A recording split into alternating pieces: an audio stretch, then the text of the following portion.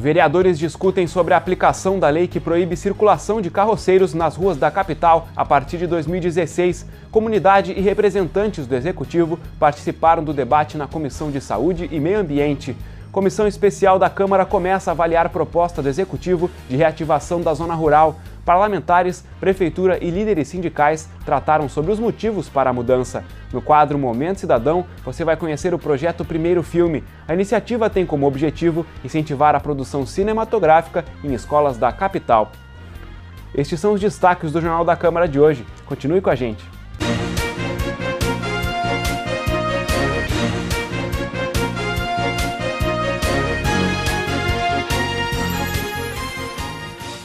Olá, o assunto que abre o Jornal da Câmara de hoje é a lei que prevê o fim da atividade dos carroceiros e carrinheiros na cidade.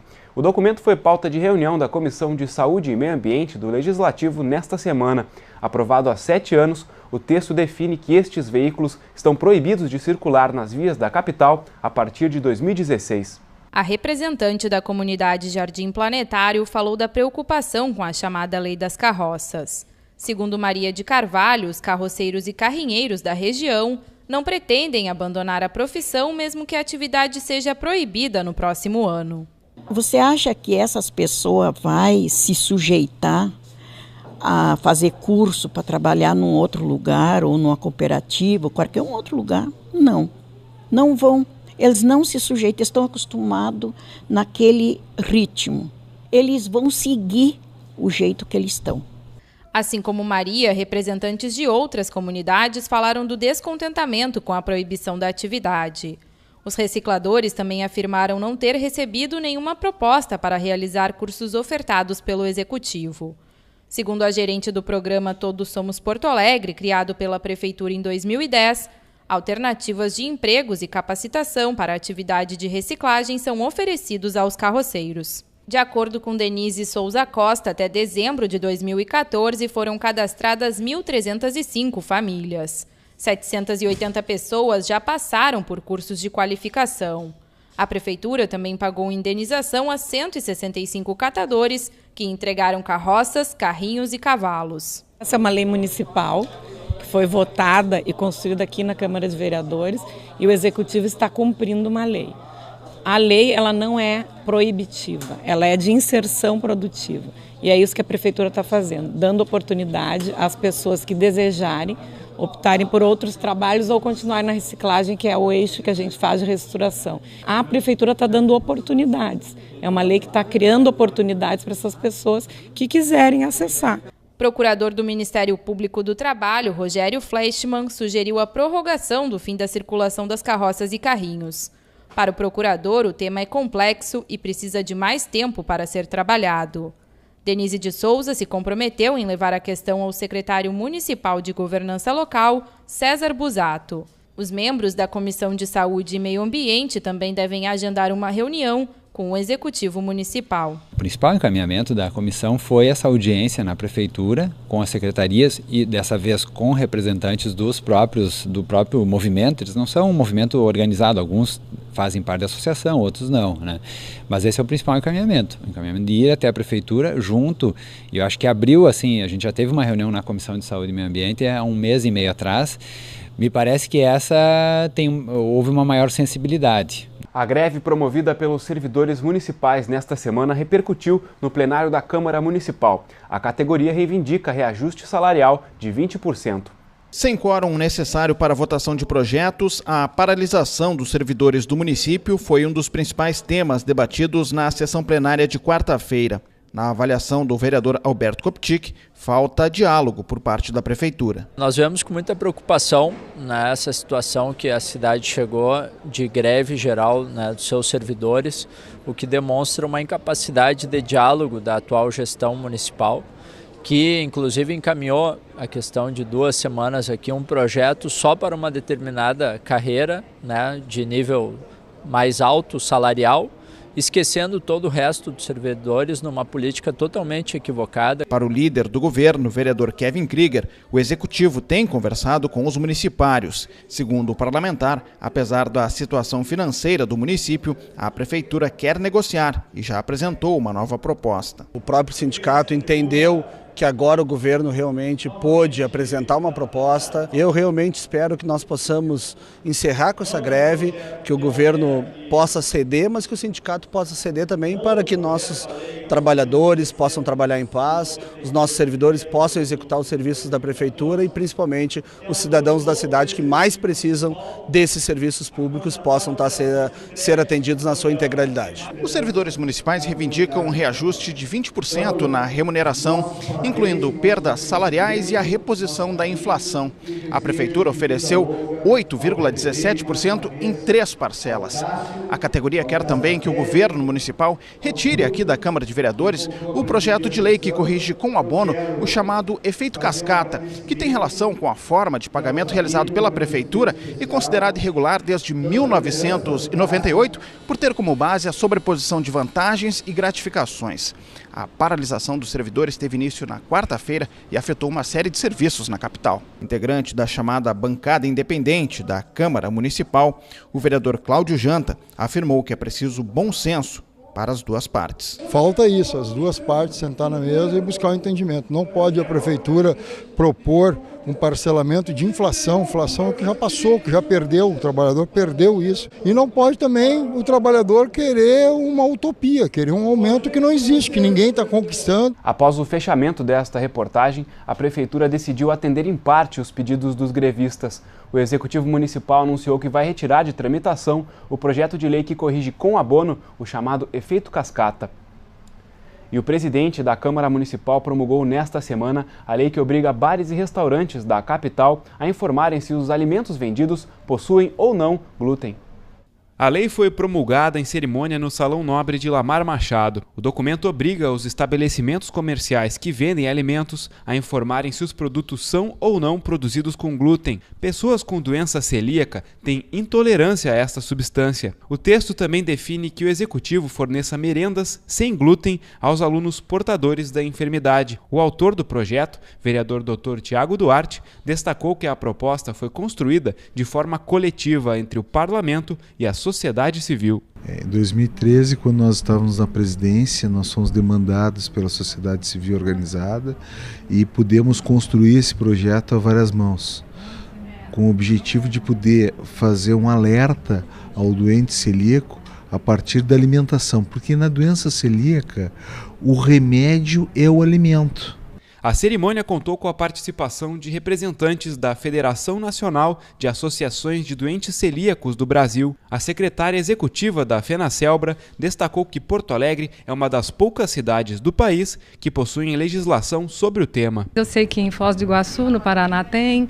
Eu acho que Curitiba também tem uma lei, não me lembro se é no estado ou se é em Curitiba, na cidade, e agora aqui em Porto Alegre, né? Eu sei que tem outros lugares que existem os projetos de lei, mas votado e promulgado são pouquíssimas, né? E Porto Alegre está na frente. O projeto foi aprovado pelos vereadores por unanimidade no final do ano passado e vetado pelo prefeito José Fortunati. Em março de 2015, os parlamentares derrubaram o veto parcialmente. Os poderes mantêm a sua independência e a Câmara tem provado isso, que quando é uma vontade, e nesse caso esse projeto celíacos é uma vontade que veio uma demanda da comunidade, das pessoas portadoras dessa doença. Isso a Câmara entendeu bem, o vereador Dr. Tiago entendeu, fez um projeto com a boa leitura e os vereadores conseguiram entender esse projeto como um projeto necessário para a população, para a cidade de Porto Alegre. A Comissão Especial de Vereadores que vai analisar o projeto de reativação da Zona Rural de Porto Alegre deu início aos trabalhos nesta semana. Representantes da Prefeitura, líderes sindicais e produtores rurais debateram a proposta.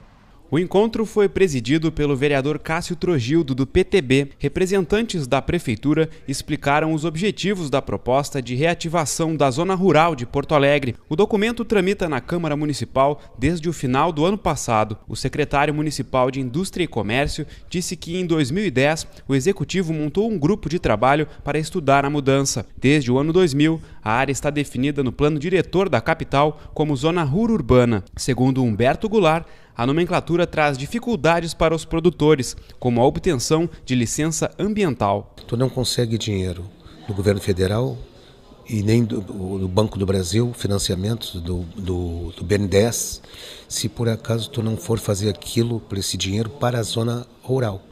Se tiver urbano junto, eles não vêm, não é? Então, isso é um dos motivos que nos preocupa barbaramente. Mas o grande pano de fundo disso tudo é não deixarmos estragar um ponto ecológico do Brasil. Segundo o representante da Secretaria Municipal de Meio Ambiente, a mudança na nomenclatura não vai garantir a licença aos produtores que estiverem nos limites da zona rural. Segundo Mauro Gomes de Moura, outros requisitos legais podem impedir o processo. Existem legislações atuais que exigem distâncias entre, principalmente criações de animais, com relação a edificações urbanas. Tá? E, normalmente 50 metros entre propriedades vizinhas e estradas. Em alguns momentos, algumas propriedades rurais que são lindeiras às zonas urbanas não terão essa distância, mesmo estando em zona rural não haverá o licenciamento para as atividades. Durante a reunião, os parlamentares manifestaram apoio ao retorno da zona rural de Porto Alegre. Porém, para o relator da comissão, vereador Engenheiro Comaceto, o plano diretor e a legislação vigentes no município protegem a atividade de produção primária. O Executivo Municipal, a gestão, não está aplicando e fazendo acontecer tal qual está escrito no plano diretor. Nós mudando o zoneamento, vai mudar a postura em relação à gestão. Todos os produtores têm isenção total dos tributos. Mudando o zoneamento, sai da jurisdição do município para a questão de como fica isso. E todos os produtores que produzem, que ficam fora da pequena região que está sendo proposta como zoneamento, como trataremos estes? A Câmara Municipal prestou homenagem nesta semana ao Partido Trabalhista Brasileiro. No dia 15 de maio, o PTB completou 70 anos. O período de comunicações da sessão plenária de quinta-feira reuniu algumas das lideranças do partido da capital e do estado. O proponente da homenagem foi o vereador Cássio Trogildo. O parlamentar lembrou a origem do PTB e o legado de Getúlio Vargas. Trogildo enfatizou ainda as principais causas que mobilizam o partido. Em especial aqui no Rio Grande do Sul, passou a caracterizar-se pela questão da solidariedade, a partir da Lei de Solidariedade do então deputado Sérgio Zambiase, nosso sempre senador da República. O PTB é um partido que, na organização recente aqui em Porto Alegre, tem participado do governo municipal desde 2005, caracterizando pelos seus princípios de gestão, pela sua qualidade de gestão das pessoas que o partido indica. O partido completou 70 anos no dia 15 de maio. Para o presidente do PTB Metropolitano, o deputado estadual Maurício de Zedric, a sigla também se caracteriza pela capacidade de renovação dos quadros. A cada ano, a cada dia se renova com um crescimento, com investimento em novas lideranças, com a participação efetiva na comunidade, no movimento sindical, empresarial, na juventude, algo que nós temos priorizado, não só como dirigentes partidários, mas como mandatários de parlamentos e cargos executivos, uma regra de inovação na política. A presidente do PTB Mulher Porto Alegre, Tanise Pazin, falou sobre a ascensão feminina no partido. Uma coisa que eu acho fundamental, que agora nós temos uma presidente nacional do PTB, que é a Cristiane Brasil. A Cristiane Brasil, ela é uma deputada federal pelo estado, pelo Rio de Janeiro, e é a primeira mulher a presidir um partido desse tamanho, né? Então, muitas vezes a gente fala que a mulher tem que ter mais participação na política, mas isso tem que começar dentro do próprio partido. No quadro Momento Cidadão de hoje, você vai conhecer o projeto Primeiro Filme. A iniciativa tem como objetivo incentivar a produção cinematográfica em escolas da capital. O trabalho foi criado por uma produtora de filmes e neste ano está na 2ª edição.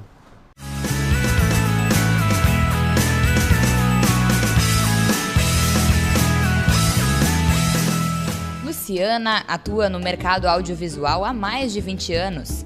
A carreira dela inclui passagens pelo grupo Super 8, bem como a criação da Casa de Cinema da capital e, mais recentemente, a produtora Prana Filmes.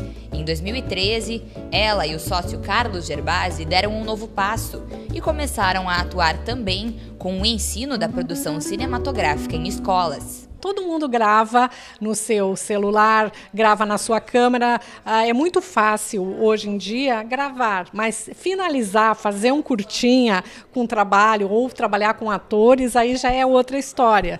Então o projeto Primeiro Filme partiu dessa necessidade que se percebeu de dar ferramentas fáceis, acessíveis, para mais gente fazer o seu primeiro filme com qualidade. A primeira fase do projeto foi a capacitação de professores. Foram distribuídos 7.000 livros e DVDs criados especialmente para introduzir a linguagem do cinema nas escolas. Jefferson, professor de português e literatura em uma escola particular da capital, foi um dos interessados pela iniciativa. Gostaria de fazer uma aula de literatura diferente, né? Daí eu optei pela questão dos curtas, né? Em 2012 eu participei da capacitação lá no Santander Cultural, né? E me ampliou ainda mais meu horizonte de expectativas em relação à produção de curtas, né? Eu vi que eu estava no caminho, né? Que eu estava fazendo algo que poderia sair da escola, do âmbito da escola. Nós imaginávamos chegar a 18, 20 filmes. Chegou a 45 filmes na primeira leva, mas tivemos histórias de amor, histórias de ciúme, tivemos faroeste, teve de tudo. Todas as temáticas foram abordadas. Isso foi legal, porque ficou muita diversidade nos temas. Essa escola inscreveu 5 curtas no Festival Primeiro Filme em 2013. Os alunos foram premiados em 3 categorias.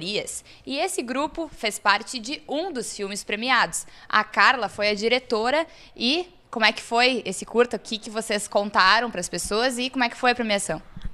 Nós fizemos o curta Os Desastres de Sofia e nós fomos premiados em 2 categorias, que foi Melhor Atriz, que foi a Carol, e Melhor Trilha Sonora. Foi um conto da Clarice Lispector, o conto é bem curtinho, nosso curta é de 15 minutos, assim, e a história conta uma menina que ela era meio que, assim, não tem como dizer se ela era apaixonada pelo professor, mas ela implicava com o professor porque ele era meio desengonçado, assim, e tinha alguma coisa nele que chamava muito a atenção dela. E a Carol foi a atriz premiada, então, melhor atriz desses curtas. Carol, o que foi mais difícil pra ti, assim, na hora de encenar? E o que tu mais gostou também? Eu acho que como a gente não tinha muita experiência, nós éramos cruz em todas as áreas, assim, o roteiro também. E na atuação, o professor trouxe, né, um ator aqui que deu umas ideias, mas na hora tu não lembra de nada, assim. Agora que a gente viu de novo, eu gosto muito do início. A gente pensou o início juntas, que não aparece o rosto, assim. E aí quando eu viro, eu tô, tipo, super mal-humorada, de mal com a vida. Sabia que a gente vai ter um professor novo? Sério que eles fazem um tipo de trabalho pra dar aula pra gente. Será que vai bonito? Tomara que sim. Quando falei aquilo, eu imaginei alguma questão sobre minha didática de trabalho, dona. Sofia. Eu aprendi bastante fazendo esse curta, a nossa relação melhorou depois do curta, a gente aprendeu a conviver com os outros e foi uma experiência muito boa. Eles acabam conhecendo a vida e obra do autor, as características da literatura e principalmente ao trabalho em grupo. Né? Eles acabam aprendendo a se relacionar melhor com o grupo, né? a resolver os conflitos dentro do próprio grupo, que é um dos objetivos do projeto. Todo esse mercado audiovisual ele está totalmente em ascensão, porque todo mundo tem que produzir imagens para a internet, para o celular, para o cinema, para a TV a cabo. É um mercado de imagens. Então, é muito necessário formar pessoas paralelamente ao que eles estudam no colégio, principalmente no segundo grau, já formar com essa visão de audiovisual, de eu posso também produzir imagens, produzir conteúdo interessante, inteligente, bonito para televisão ou para qualquer mídia. O Festival Primeiro Filme é aberto a todas as escolas do estado. A primeira edição do evento contou com ampla participação de instituições públicas. 24 foram inscritas, de um total de 28 escolas participantes. 10 colégios públicos da capital foram premiados em diferentes categorias. E o que mais nos impressionou foi as escolas especiais. O que as escolas especiais conseguiram fazer com seus alunos é muito nobre. Assim. Foi emocionante premiar o trabalho de crianças com síndrome de Down e problemas bem graves que conseguiram fazer seus curtas com qualidade. Neste ano, será promovida a segunda edição do Festival Primeiro Filme. As escolas e ONGs podem se inscrever até o dia 30 de junho pelo site primeirofilme.com.br. Todas as escolas gaúchas e as ONGs que trabalham com educação, quem quiser entrar e tiver seu primeiro filme, pode entrar, e são várias as categorias. A premiação é muito boa porque é um Macintosh com Final Cut, né, um computador que permite edição para o colégio e uma câmera para o melhor diretor ou diretora. E lembrando que os filmes têm que ser feitos pelos alunos, o professor só pode ser o coordenador, né? O professor não pode ser o diretor, o roteirista, nem ator. Ele coordena o grupinho que tem que ser formado por alunos. A noite de encerramento do festival, com a exibição dos curta-metragens selecionados, vai ocorrer no dia 7 de agosto.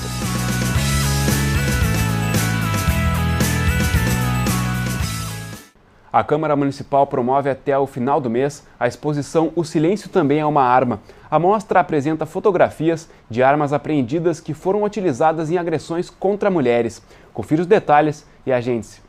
A mostra apresenta fotografias de armas apreendidas pela Delegacia Especializada no Atendimento à Mulher de Canoas, machados, raquetes de tênis, porrete com pregos, espada.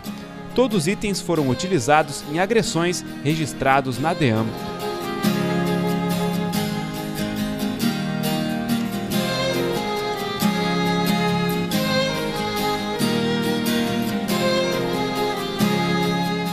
A exposição está em cartaz até o dia 29 de maio no Espaço T Cultural Teresa Franco, no segundo andar do Palácio Aloísio Filho. O endereço é a Avenida Loureiro da Silva, 255. A entrada é franca.